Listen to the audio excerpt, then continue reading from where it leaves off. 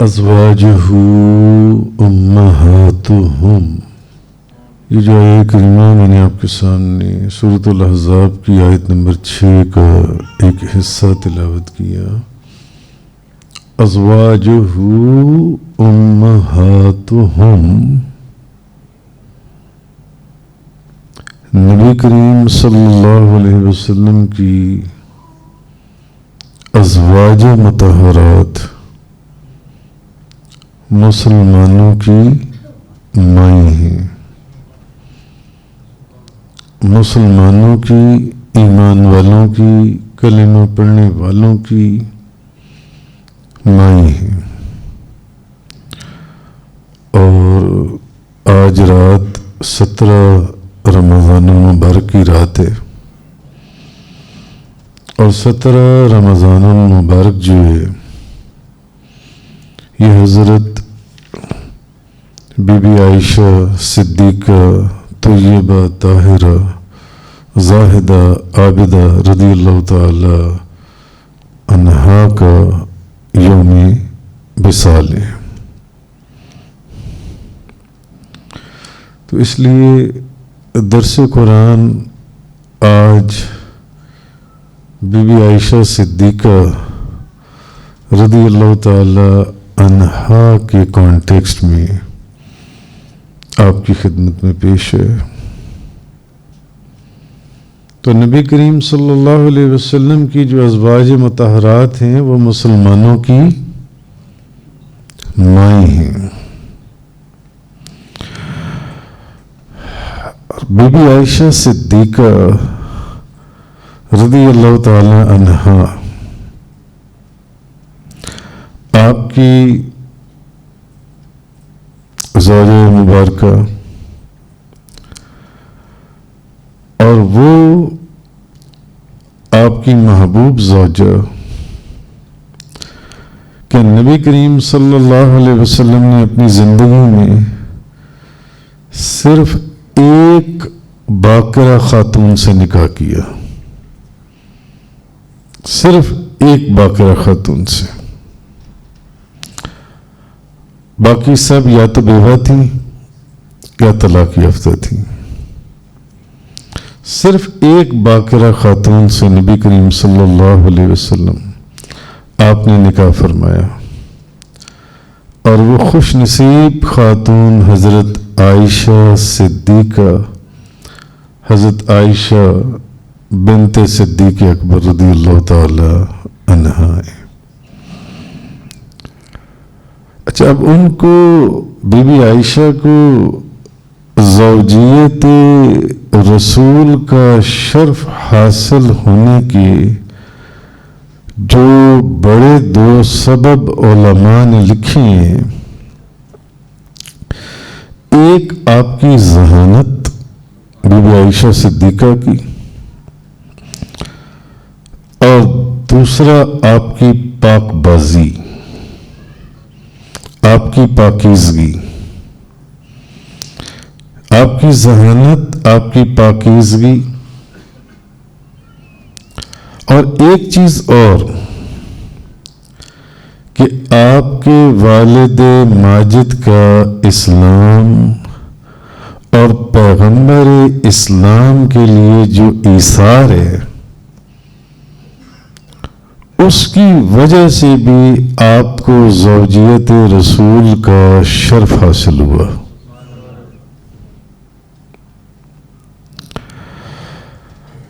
اور اس نکاح کے ذریعے حضور علیہ الصلوۃ والسلام نے اپنے سب سے، ویسے تو سبھی پیارے، سب سے پیارے اور خالص اور مخلص صحابی کو اس کی جانثاریوں کا سب سے بڑا صلہ عطا فرمایا جو اس دنیا میں ممکن تھا. وہ عطا فرمایا تھا کہ بی بی عائشہ صدیقہ کو نبی کریم صلی اللہ علیہ وسلم نے زوجیت رسول کا شرف عطا فرمایا، جو حضرت ابوبکر صدیق کی جانثاریوں کی ایک بہت لمبی داستان ہے. بہت لمبی داستان. تو حضرت بی بی عائشہ صدیقہ حضور کی زوجہ محترمہ ہونے کی وجہ سے کئی احکام کے نزول کا سبب بنی تھیں. قرآن اور حدیث میں کئی احکامات کا قانون تشکیل دیا گیا بی بی عائشہ صدیقہ کی برکت سے، جو کہ تمام امت کے لیے رحمت بنا، تمام امت کے لیے. اچھا، نکاح کے وقت حضرت بی بی عائشہ صدیقہ رضی اللہ تعالی عنہا کی عمر جو ہے وہ صرف 6 برس تھی. نکاح کے وقت 6 سال آپ کی عمر تھی اور رخصتی کے وقت آپ کی عمر 9 سال تھی. بی بی عائشہ صدیقہ رضی اللہ تعالی عنہا کی. اس کے اوپر بھی علماء نے بڑی سیر حاصل بحث کی ہے اور بڑی کمال نکات بیان کی ہیں کہ نبی کریم صلی اللہ علیہ وسلم کی نگاہ مبارک نے ایک ایسا انتخاب فرمایا تھا جس کا فائدہ، جیسے کہ میں نے پہلے کہا، ساری امت کو حاصل ہوا. اور علم میں حضرت عائشہ صدیقہ کا مقام نہ صرف امہات المومنین میں بہت بلند تھا، بلکہ اکثر صحابہ کرام بھی علم کے اندر آپ سے استفادہ حاصل کرتے تھے. بی بی عائشہ صدیقہ رضی اللہ تعالیٰ عنہ.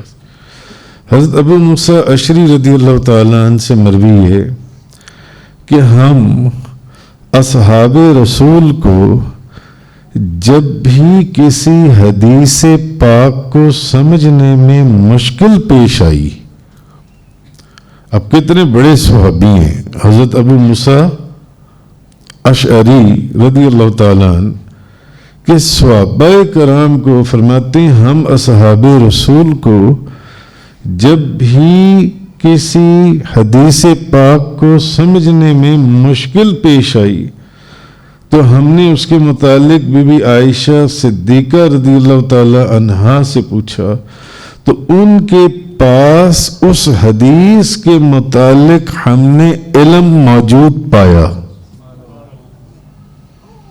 جب بھی ہمیں کوئی حدیث سمجھنے کی مشکل آئی تو ہم نے وہ سوال بی بی عائشہ صدیقہ سے کیا تو اس حدیث کے متعلق بی بی عائشہ صدیقہ کے پاس اس حدیث کے متعلق ہم نے علم موجود پایا.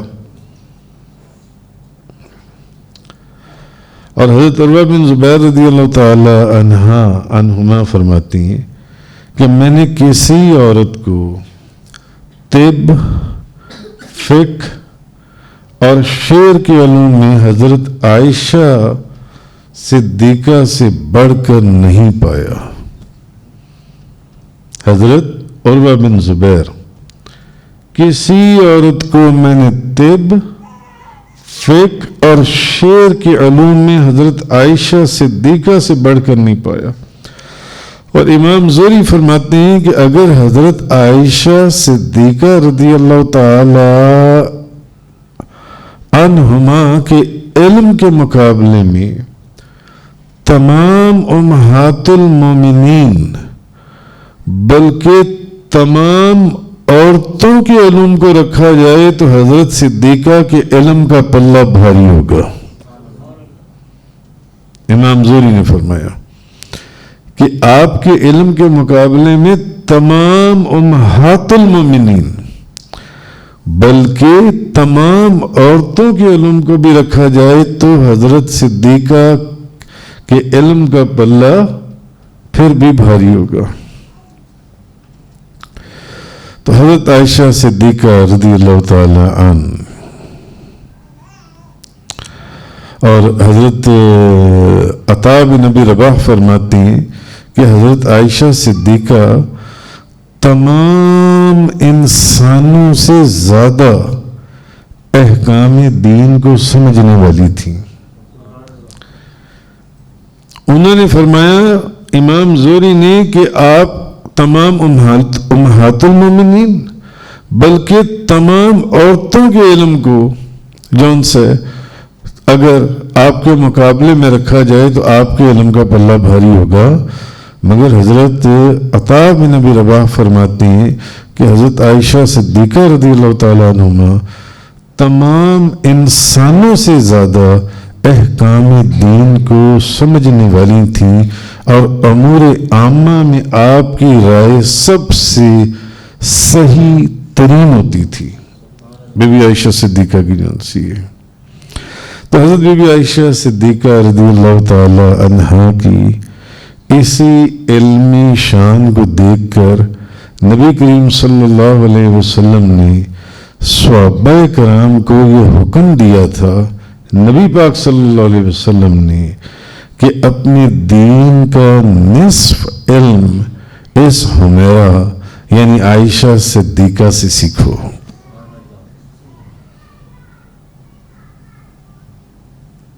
عائشہ صدیقہ سے سیکھو.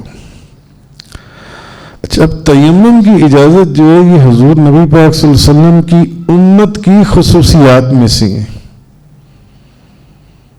کہ حضور کی امت کے لیے مٹی کو پاک کر دیا کہ جہاں وہ چاہیں سجدہ کریں وہ تیمم کریں. اور اس امت کو یہ نعمت کس کی وساطت سے حاصل ہوئی ہے؟ جو جنہوں نے تفسیریں یا احادیث یا سیرت کی کتابیں پڑھی ہیں وہ جانتے ہیں یہ کہ امت کو یہ نعمت جو تیمم والی ہے یہ حضرت عائشہ صدیقہ کی وساطت سے اور برکت سے حاصل ہوئی ہے.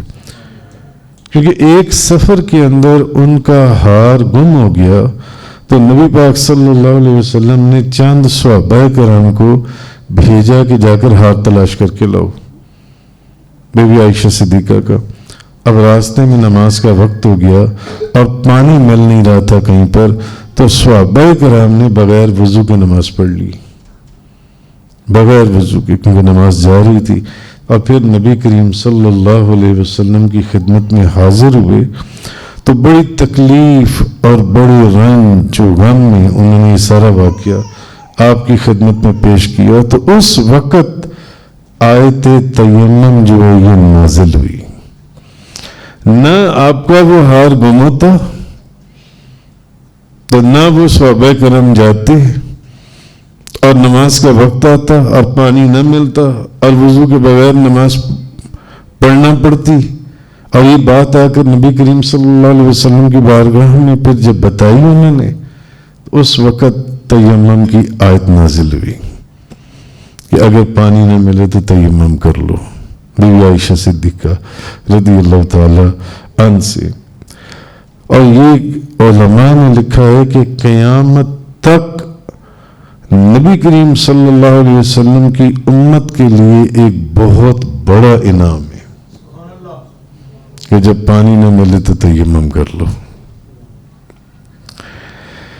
اس لیے اس موقع پر حضرت اسید بن حضیر رضی اللہ تعالی عنہ نے حضرت عائشہ صدیقہ کو مخاطب کر کے کہا تھا کہ اللہ تعالیٰ آپ کو جزائے خیر عطا فرمائے، جب بھی آپ کو کوئی مشکل پیش آئی اللہ نے خود آپ کے لیے اس مصیبت سے نکلنے کا راستہ پیدا فرما دیا، اور وہ مشکل جو بھی آپ کو پیش آئی مسلمانوں کے لیے برکت کا باعث بن گئی. کہ بظاہر اس ہار کا گمنا بھی اس امت کے لیے کتنی بڑی رحمت ثابت ہوا کہ اس امت کو تیمم جیسی نعمت حاصل ہوئی جو کہ نبی کریم صلی اللہ علیہ وسلم کی امت کے ساتھ خاص ہے، حضور کی امت کے ساتھ. تو بی عائشہ صدیقہ رضی اللہ تعالیٰ عنہ فرماتی ہیں کہ ایک مرتبہ نبی کریم صلی اللہ علیہ وسلم نے فرمایا، عائشہ یہ جبریل بیٹھے ہوئے ہیں، یہ جبریل ہیں، اور عائشہ یہ تمہیں سلام کہہ رہی ہیں، تمہیں سلام کہہ رہی ہیں۔ تو بی عائشہ فرماتی ہیں جب نبی کریم صلی اللہ علیہ وسلم نے فرمایا نا عائشہ یہ جبریل ہیں اور تمہیں سلام کہہ رہی ہیں، تو میں نے جواب دیا وعلیہ السلام ورحمۃ اللہ وبرکاتہ۔ تو نبی کریم صلی اللہ علیہ وسلم نے فرمایا حضرت بی بی عائشہ صدیقہ رضی اللہ تعالی عنہا کے متعلق کہ مردوں میں سے تو بہت سے لوگ مرتبہ کمال تک پہنچے ہیں۔ ایک مرتبہ نبی کریم صلی اللہ علیہ وسلم نے فرمایا مردوں میں سے بہت سے لوگ مرتبہ کمال تک پہنچے ہیں، لیکن عورتوں میں سے یہ مقام صرف مریم بنت عمران، آسیہ زوجہ فرعون، خدیجہ بنت خویلد اور فاطمہ بنت محمد نے حاصل کیا ہے۔ آگے حضور نے فرمایا اور عائشہ کو عورتوں پر وہی فضیلت حاصل ہے جو سرید کو تمام کھانوں پر فضیلت حاصل ہے، نبی پاک صلی اللہ علیہ وسلم نے فرمایا۔ تو جب انسان حضرت بی بی عائشہ صدیقہ تو یہ بتا ہے زاہدہ عابدہ رضی اللہ تعالیٰ عنہا کی علمی کارناموں اور آپ کے خلوص اور آپ کی ذکاوت اور فطانت کو دیکھتا ہے تو پتہ چلتا ہے کہ نگاہ نبوت نے 6 سال کی عمر میں آپ کا انتخاب کیوں کیا تھا۔ تب پتہ چلتا ہے آپ کی ذہانت، آپ کے علم کا جو مقام تھا، کہ جیسے کہ میں نے بتایا کہ امام زہری فرماتے ہیں کہ حضرت عائشہ صدیقہ کے علم کے مقابلے میں تمام امہات المومنین بلکہ تمام عورتوں کے علوم کو رکھا جائے تب بھی حضرت عائشہ کے علم کا پلہ بھاری نکلے گا۔ اور حضرت عطا کیا فرماتے ہیں کہ عائشہ صدیقہ رضی اللہ تعالیٰ عنہ تمام انسانوں سے زیادہ دین کو سمجھنے والی تھیں اور آپ کی رائے سب سے زیادہ صحیح ہوتی تھی۔ اور حضرت ابو موسیٰ اشعری نے فرمایا کہ ہم اصحاب رسول کو جب بھی کسی حدیث کو سمجھنے میں مشکل پیش آئی تو ہم نے اس کے متعلق حضرت عائشہ صدیقہ سے پوچھا تو ان کے پاس اس حدیث کے مطابق علم موجود پایا۔ بی بی عائشہ صدیقہ رضی اللہ تعالی عنہا کے متعلق جو ان سے اسی طرح جب آپ کے اوپر تہمت لگی اور الزام لگا، تہمت لگی، تو آپ نے قرآن کریم میں اور تفسیروں میں واقعہ اور سیرت کی کتابوں میں بہت تفصیل سے پڑھا ہوگا تب کہ پروردگار عالم نے آپ کے اوپر جو تہمت اور الزام لگی تھی ان لگانے والوں کو خود سے جھوٹا کہا کہ یہ جھوٹی ہیں، اور ان کی بات سننے والے مسلمانوں کو اس غلطی پر تنبیہ کی۔ اور وہ واقعہ آپ کو معلوم ہے کہ ایک غزوے سے جب نبی کریم صلی اللہ علیہ وسلم واپس تشریف لا رہے تھے تو قافلہ جو ہے اور وہ سب جو ایک جگہ جب واپس آ رہے تھے تو مدینہ طیبہ سے کچھ پہلے ایک جگہ پر پڑاؤ کیا، تو رات کو صبح ہونے والی تھی تو حکم ہوا کہ اب پڑاؤ اٹھا لیا جائے۔ تو اس وقت بی بی عائشہ صدیقہ جس اونٹ پر سوار تھیں آپ اس سے اتر کر قضاء حاجت کے لیے تشریف لے گئیں۔ تو جب واپس تشریف لائیں تو قافلہ جا چکا ہوا تھا. تو آپ نے سوچا کہ پھر میں یہیں پر بیٹھ جاتی ہوں، جب ان کو پتہ چلے گا کہ میں پیچھے رہ گئی ہوں تو وہ پیچھے آ جائیں گے. تو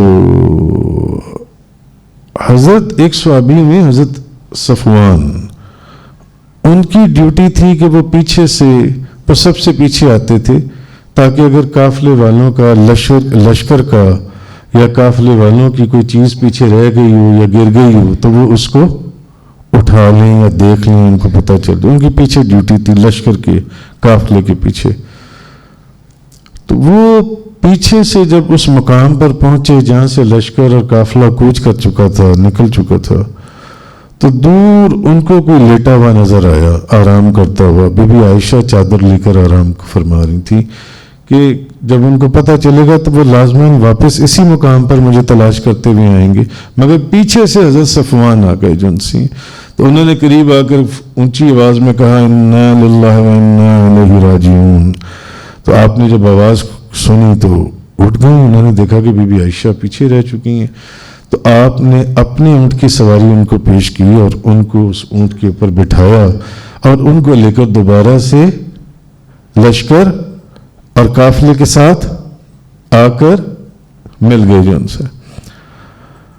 اب جہاں اپنے تھے، قرآن نے وہاں جگہ جگہ بیان کیا کہ اپنوں کے اندر ہی کون لوگ تھے؟ منافق لوگ بھی تھے. اب وہ جو منافق تھے نا، ان میں جو سب سے بڑا منافق تھا وہ کون تھا؟ عبداللہ بن ابی. وہ دیکھ رہا تھا یہ منظر کہ ام المومنین بی بی عائشہ صدیقہ طیبہ طاہرہ زاہدہ عابدہ رضی اللہ تعالی عنہا، جن کے متعلق قرآن کی آیات نازل ہوئی، وہ پیچھے سے حضرت صفوان کے ساتھ آ رہی ہیں. اس نے پھر لوگوں کے اندر ایک ایسی گندگی اور غلاظت، اس نے لوگوں کے اندر چانگیاں، کچھ ایسی باتیں اس نے کی کہ اب نہ ایک کان سے دوسرے کان، دوسرے کان سے تیسرے کان. اور اس پھر ہوتا کہ ایمان والوں کا گروپ ایک طرف ہوتا ہے، کافروں کا گروپ دوسری طرف ہوتا ہے، منافقوں کا گروپ تیسری طرف ہوتا ہے. یہ ٹرائی اینگولر ہے. ایمان والے اوپر ہیں، ایک طرف کافر ہیں، ایک طرف منافق ہیں. جتنے منافق تھے وہ اس کے ساتھ مل گئے، عبداللہ بن ابی کے ساتھ. اس نے بی بی عائشہ صدیقہ رضی اللہ تعالی عنہا کے اوپر بہت ہی غلیظ اور خراب تہمت لگائی کہ یہ میں نے ان کو دیکھا ان کے ساتھ آتے ہوئے جن سے،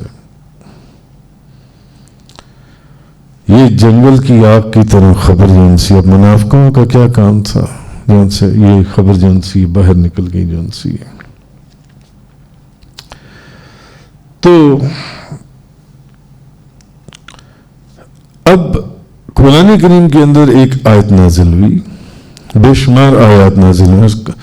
اس واقعے کے اوپر 16 آیات نازل ہوئی جس میں اس چیز کی بھی تفصیل موجود ہے کہ الخبیثات للخبیثین والخبیثون للخبیثات. ناپاک عورتیں ناپاک مردوں کے لیے اور ناپاک مرد ناپاک عورتوں کے لیے. اللہ پاک نے قرآن کریم میں فرما دیا اور فیصلہ کر دیا گیا، الخبیثات للخبیثین والخبیثون للخبیثات. ناپاک عورتیں ناپاک مردوں کے لیے اور ناپاک مرد ناپاک عورتوں کے لیے. والطیبات للطیبین والطیبون للطیبات. اور پاک دامن عورتیں پاک دامن مردوں کے لیے اور پاک دامن مرد پاک دامن عورتوں کے لیے. پاک دامن عورتوں کے لیے. اولئک مبرؤون مما یقولون لہم مغفرۃ ورزق کریم. یہ مبرہ ہیں ان تہمتوں سے جو وہ ناپاک لگاتی ہیں. یہ مبرہ ہیں اور یہ گواہی کون دے رہا ہے؟ اللہ. اللہ گواہی دے رہا ہے. اللہ رب العزت کہہ رہا ہے یہ مبرہ ہیں ان تہمتوں سے جو وہ ناپاک لگاتی ہیں. ان کے لیے ہی اللہ کی بخشش اور عزت والی روزی ہے. اب قرآن کی یہ والی جو آیت ہے یہ وضاحت سے فرما رہی ہے کہ کسی خاتون کا حبیب خدا کی زوجیت میں آنا اس بات کی دلیل ہے کہ وہ عورت پاک باز ہے. مگر وہ بے ایمان جو منافق تھے وہ اس بات کو مسلمانوں کے اندر پھیلا رہے تھے. اب ان کو پھیلانے کا موقع بھی کیوں ملا؟ اس لیے کہ میں اکثر ایک بات کہتا ہوں کہ کافر تو پھر سامنے آپ کے مقابلے پر کھڑا ہو جاتا ہے نا آپ سے لڑنے کے لیے. مگر جو منافق ہے جس کو سب سے گندا اور غلیظ فرمایا گیا اور جو جہنم کے سب سے نچلے طبقے میں ہوگا، کافر بھی وہاں نہیں ہوگا. منافق یہ کہ وہ آپ ہی کی طرح کا لباس پہنتا ہے. صحابہ کرام کے اندر بیٹھتے تھے، آپ ہی کی طرح پگڑی باندھتے ہیں، آپ ہی کی طرح کا لباس پہنتے ہیں، آپ ہی کی طرح کی داڑھی رکھتے ہیں، آپ کے ساتھ نمازیں بھی پڑھتے تھے. منافق آپ کے ساتھ ساتھ چل رہا ہوتا ہے، آپ کے ساتھ ساتھ بیٹھا آپ کو نظر آئے گا. منافق جو ہے ہر وقت ساتھ بیٹھا نظر آئے گا، ساتھ چلتا نظر آئے گا، ساتھ نماز پڑھتا ہوا نظر آئے گا. مگر منافق جو ہے وہ آستانہ مقدس کے اوپر کیچڑ اچھالتا دکھائی دے گا.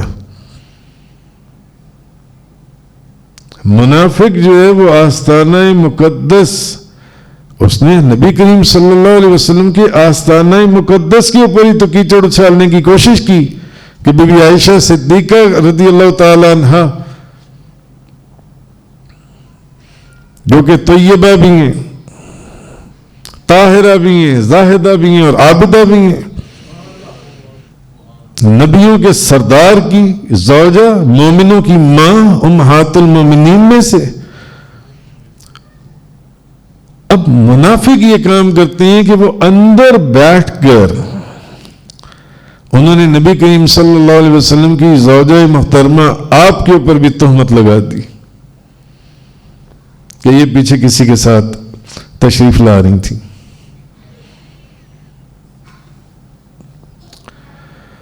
اللہ تبارک و تعالیٰ نے فرمایا الخبیثات للخبیثین والخبیثون للخبیثات والطیبات للطیبین والطیبون للطیبات.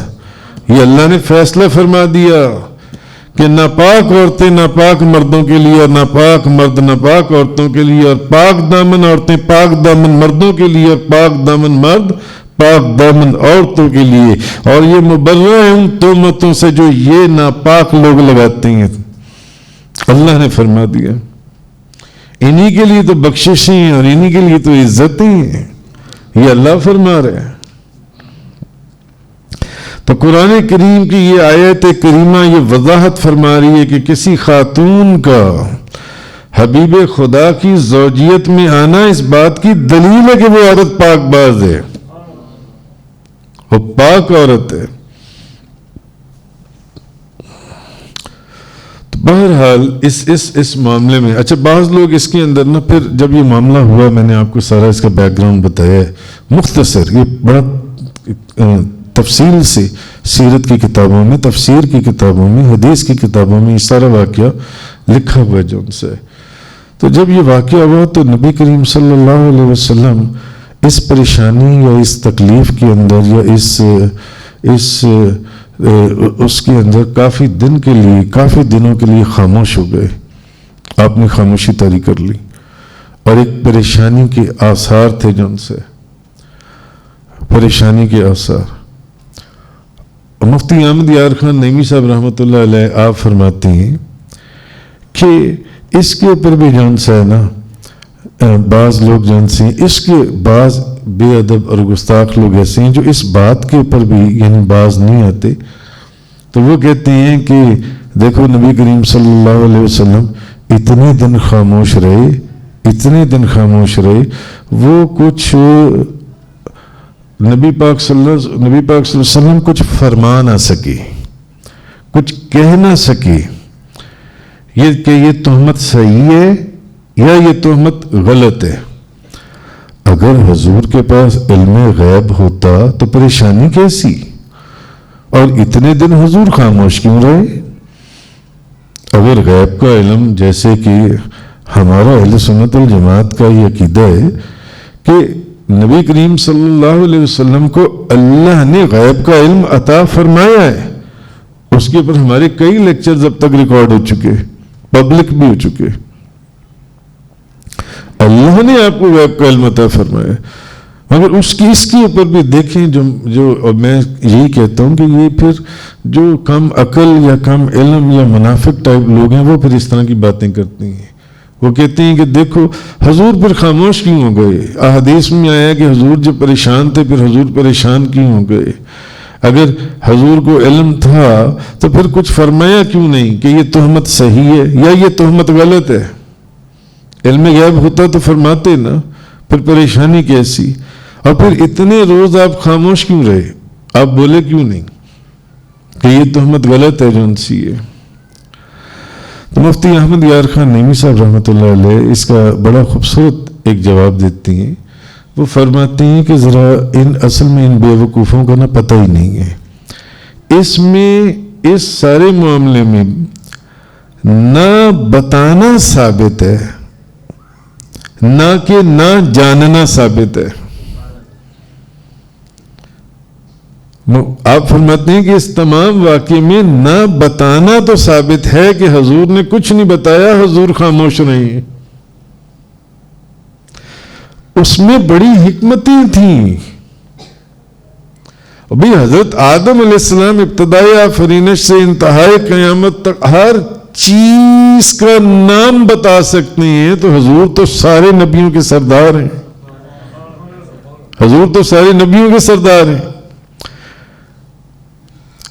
مفتی احمد یار خان نعیمی فرماتے ہیں کہ حضور کا خاموش رہنا جو ہے وہ اس بات کی دلیل نہیں ہے کہ حضور جانتے نہیں تھے. یہاں نہ بتانا ثابت ہے نہ جاننا ثابت نہیں ہے. اور نہ بتانے سے نہ بتانا نہ جاننا لازم نہیں آتا. ایک ہے کہ میرے علم میں وہ بات ہے مگر میں کسی کو بتاؤں ہی نہ, اور ایک ہے کہ میرے علم میں وہ چیز ہی نہیں ہے تب میں کسی کو نہ نہیں, میرے علم میں وہ بات ہے مگر میں نہیں بتا رہا. تو مفتی احمد یار خان نعیمی صاحب رحمۃ اللہ علیہ فرماتے ہیں کہ یہ جو آیات نازل ہوئیں بی بی عائشہ صدیقہ, طیبہ, طاہرہ, زاہدہ, عابدہ رضی اللہ تعالی عنہا کی پاکیزگی کے اندر, تو بہت دنوں کے ہفتوں کے بعد جا کر نازل ہوئی ہیں کہ بی بی عائشہ صدیقہ پاک باز اور پاکیزگی کے اس مقام پر ہیں. یہ سب تہمتیں جھوٹی ہیں. کتنے دنوں کے بعد قرآن کی آیات نازل ہوئی ہیں. تو پھر اب کیا یہ منافق یا یہ لوگ یہ کہیں گے کہ کیا پھر اللہ کو بھی معلوم نہیں تھا, اس نے فوراً کیوں نہیں یہ پاکیزگی کی آیات نازل فرمائی؟ کیا وہ بھی اس اللہ نے جو اتنے دن اس بات کا اظہار نہیں کیا یا یہ وحی نازل نہیں کی تو کیا خدا کو بھی معلوم نہیں تھا؟ نبی کریم صلی اللہ علیہ وسلم خاموش رہے تو اللہ اتنے دن کیوں خاموش رہا؟ پھر کیا اس کے بھی علم میں نہیں تھا؟ کیا کمال انہوں نے مثال دی ہے ان کو سمجھانے کے لیے جو ان سے, حالانکہ حدیث بخاری شریف کی ہے, نبی پاک صلی اللہ علیہ وسلم نے تو فرمایا کہ میں اپنی بیوی کی پاک دامنی ہی جانتا ہوں, میں صرف اپنی بیوی کی پاک دامنی ہی جانتا ہوں. معلوم ہوا کہ علم ہے مگر وقت سے پہلے اظہار کرنا مناسب نہیں تھا.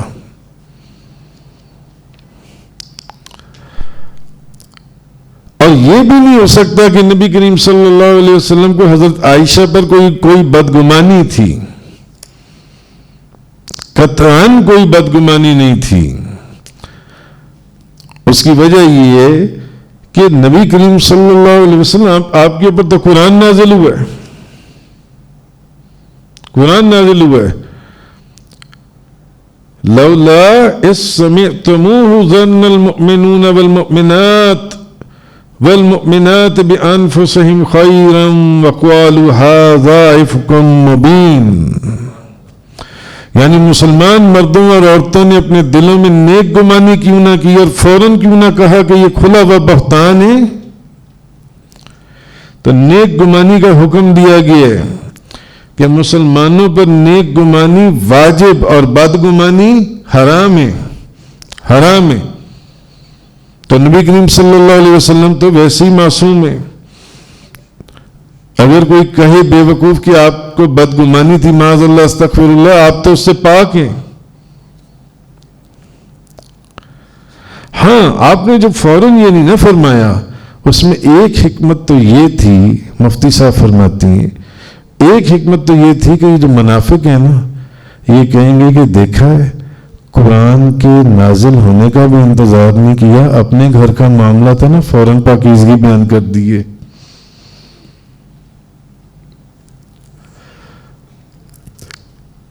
یہ کہیں گے کہ اپنے گھر کا معاملہ تھا اس لیے فوراً اپنی زوجہ محترمہ کی پاکیزگی بیان کر دی ہے، قرآن کے نازل ہونے کا تو انتظار کر لیتے. اور اگر حضور خاموش رہے تو اب منافق کیا کہہ رہی؟ حضور کو علم ہی نہیں تھا کہ یہ تہمت سچی ہے یا جھوٹی ہے. اور رہی بات، اچھا دوسری بات یہ تھا کہ اتنے دن جو حضور خاموش رہے، اگر حضور اتنے دن خاموش نہ رہتے تو سارے منافق جو اس کے اندر انوالو تھے کیا وہ سارے پکڑے جاتے؟ نہیں. ایک ایک کر کے سب ظاہر ہو رہے تھے. ایک کے ساتھ منافق کے ساتھ دوسرا مل رہا تھا، کیونکہ منافق کانوں میں باتیں کرتے ہیں اور چھپ کر باتیں کرتے ہیں اور بند کمروں میں باتیں کرتے ہیں، کسی کے سامنے بات نہیں کرتے. اور پھر اتنی بڑی بات کی آستانہ مقدس کے اوپر کیچڑ اچھالا جا رہا ہے تو منافق کیسے کسی کے سامنے بات کرے گا؟ ڈرتے تھے کہ کہیں کوئی صحابی گردن ہی نہ کاٹ دے. اس لیے بھی خاموشی میں حکمت تھی کہ خاموش ہو جاؤ، ایک ایک کر کے سارے سامنے آ جائیں گے کون کون بندہ ہے اس کے اندر انوالو. اور سب سے بڑا اس میں تھا ہی عبداللہ بن ابی، جس نے یہ معاملہ اٹھایا تھا. اس نے دیکھ لیا تھا آتے ہوئے جن سے، حدیث کی کتابوں میں لکھا ہوئے جن سے.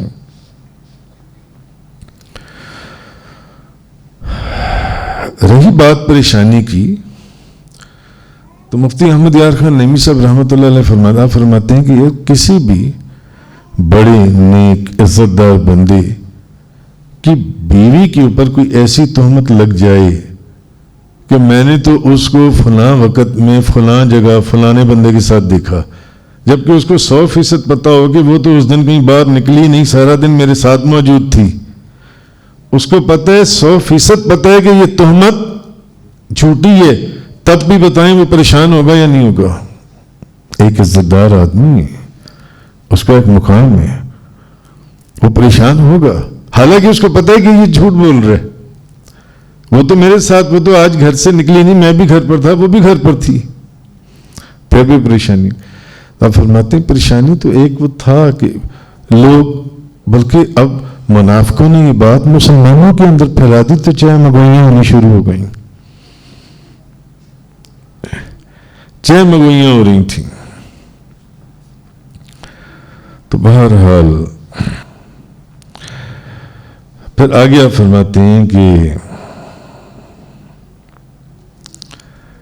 اگر یہ ایسا نہ ہوتا، ایک تو منافق نہ پکڑے جاتے جن سے، دوسرا یہ کہ مسلمانوں کو حضور کی اس خاموشی کے پیچھے جو اس واقعے کی وجہ سے جو تہمت کے مسائل تھے وہ کبھی معلوم نہ ہوتے. اس کے اندر شریعت میں تہمت کے جو مسائل تھے وہ تشکیل دیے گئے، اس کے سارے جوابات مل گئے۔ پھر مقدمات کی تحقیقات کرنے کا طریقہ نہ آتا کہ اس طرح کے مقدمات میں جیسے یہاں نبی کریم صلی اللہ علیہ وسلم نے تحقیق فرمائی، کیونکہ یہ واقعہ بہت لمبا ہے، جب آپ وہاں پڑھیں گے تو پھر آپ کو پتہ چلے گا، ایک بہت بڑا ٹاپک ہے یہ۔ اور پھر اگر اس میں اتنی دیر نہ ہوتی تو حضرت بی بی عائشہ صدیقہ رضی اللہ تعالیٰ عنہا کے لیے جو صبر کا اجر رکھا گیا تھا اس واقعے کے اوپر، کیونکہ وہ روتی تھیں اور پریشان ہوتی تھیں اور خاموش تھیں، اور ادھر نبی پاک صلی اللہ علیہ وسلم، تو بی بی عائشہ کو وہ صبر کا اجر نہ ملتا۔ تو اس تاخیر میں ہزاروں حکمتیں تھیں، ہزاروں حکمتیں۔ تو اصل بات یہ ہے کہ یوسف علیہ السلام کو زلیخا نے تہمت لگائی تو اللہ تعالیٰ نے ان کی صفائی خود بیان نہیں کی، حضرت یوسف علیہ السلام کی، بلکہ ایک شیر خوار بچے کے ذریعے چاک دامنی سے پاک دامنی ظاہر فرما دی۔ اور حضرت مریم کے اوپر جب تہمت لگائی گئی، ان پر بھی تو تہمت لگی تھی نا بی بی مریم کے اوپر، اور سورہ یوسف کے اندر آپ یہ والا بھی سارا واقعہ پڑھا ہے حضرت یوسف علیہ السلام اور بی بی زلیخا کا۔ تو جب حضرت مریم کے اوپر تہمت لگی تو تب بھی ایک شیر خوار یعنی روح اللہ حضرت عیسیٰ علیہ السلام سے ان کی پاکیزگی ظاہر فرمائی گئی، مگر جب بی بی عائشہ صدیقہ طیبہ طاہرہ زاہدہ عابدہ رضی اللہ تعالی عنہا نبی پاک صلی اللہ علیہ وسلم کی محبوب زوجہ مبارکہ کا معاملہ آیا تو اللہ نے نہ تو کسی بچے سے پاکیزگی کی دلیل گواہی دلوائی، نہ کسی فرشتے سے پاکیزگی کی گواہی دلوائی، بلکہ یہ گواہی خود خالق کائنات نے دی ان کی پاکیزگی کی، اور اس پاکیزگی کی گواہی کو قرآن کا حصہ بنا دیا گیا ہمیشہ ہمیشہ کے لیے، تاکہ یہ گواہی ایمان کا رکن بنے اور مخلوق کو نبی کریم صلی اللہ علیہ وسلم کی محبوبیت کے مقام کا کچھ اندازہ ہو سکے۔